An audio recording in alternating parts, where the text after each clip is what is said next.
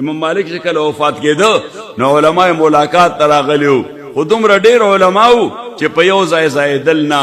نو د هغه دوه زامنو نو داسې په هغه کور کې داسې لار وکړه نو بس دغسې را تېرېږئ.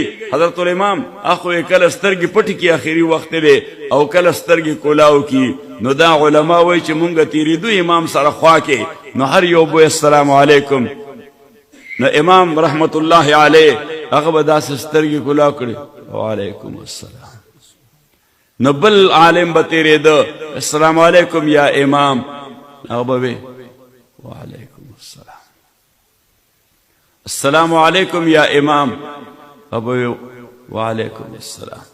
نو یو ورسره ډېر قریبي یو عالم هغه ورته لږ ودرېده وی کیف اصبحت یا امام وکیف امسیت، سبا دې څنګه که او بیګا دې څنګه که.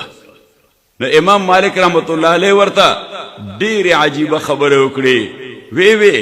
وی قد احسن الینا الله عز وجل انه هو اضحك وابكى وانه هو امات واحیا.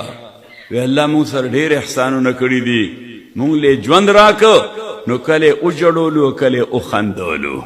نو تاسو مولیان هم کله کله خاندئ. ښه بعضې مولیان هغه د غم په ډیري ناست هر وخت داسې خفه ناست دي. صحیح.